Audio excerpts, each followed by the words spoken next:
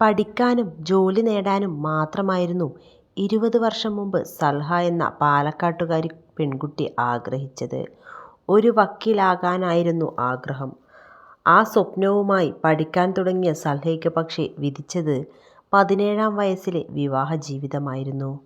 ഗൾഫുകാരനായ പയ്യനെക്കുറിച്ച് മാത്രം അന്വേഷിച്ച് വീട്ടുകാരെക്കുറിച്ച് ഒന്നും ആലോചിക്കാതെ വിവാഹാലോചന വന്ന് 20-ാം ദിവസം കല്യാണം കഴിഞ്ഞു. 2-ാം മാസം ഭർത്താവ് ഗൾഫിലേക്ക് തിരിച്ചുപോയി. ഭർത്തൃവീട്ടിൽ നിന്നും 1 കിലോമീറ്റർ അപ്പുറത്തായിരുന്നു സ്വന്തം വീട്. എന്നിട്ടും അവിടേക്ക് ഒന്ന് പോകാൻ പോലും സൽഹയ്ക്ക് അനുവാദമുണ്ടായിരുന്നില്ല. 1 വർഷത്തോളം ഭർത്തൃവീട്ടിൽ കഴിഞ്ഞു.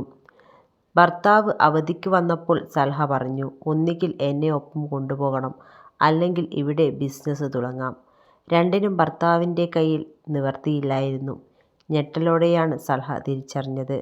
അങ്ങനെ വീട്ടുകാർ തന്ന സ്വർണം മുഴുവൻ വിറ്റ് ബിസിനസ് തുടങ്ങി. അതിനിടെ ആദ്യത്തെ കുഞ്ഞും ജനിച്ചു. സൽഹയുടെയും ഭർത്താവിൻ്റെയും സാമ്പത്തിക ബുദ്ധിമുട്ടറിഞ്ഞ് സൽഹയുടെ കുടുംബം തന്നെ പ്രസവ ശുശ്രൂഷകൾ ഏറ്റെടുത്തു. തിരിച്ച് ഭർത്തൃവീട്ടിലെത്തിയപ്പോൾ വീട്ടുജോലിയും കുഞ്ഞിനെ ഒക്കെയായി സൽഹ കഷ്ടപ്പെട്ടു.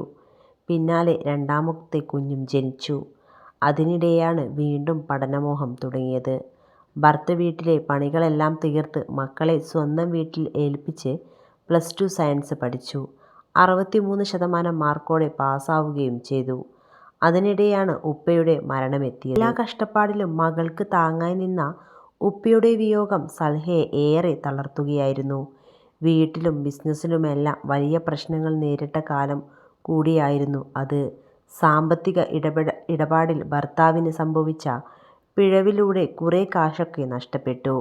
വലിയൊരു തുക ലോണായി. അതിനിടെയാണ് സൽഹ ആരംഭിച്ച വ്ളോഗിംഗ് ക്ലിക്കാകുന്നത്. അതിനിടെയും വീണ്ടും പഠിക്കാൻ ആരംഭിച്ചു. എന്നാൽ ഒരു ഞെട്ടലോടെയാണ് താൻ പഠിച്ച കോഴ്സിന് അഫിലിയേഷൻ ഇല്ലെന്ന സത്യം തിരിച്ചറിഞ്ഞത്.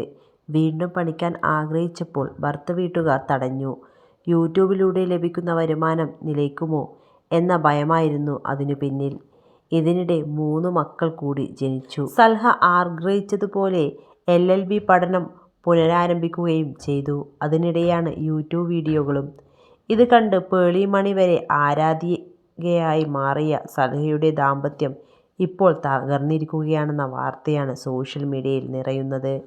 ഇപ്പോൾ സൽഹയും 5 മക്കളും ഒരുമിച്ചാണ് കഴിയുന്നത്.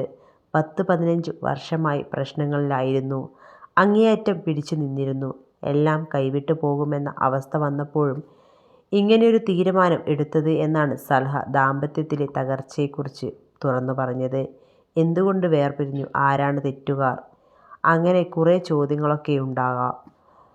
എനിക്ക് അതിന് താല്പര്യമുണ്ടായിരുന്നില്ല.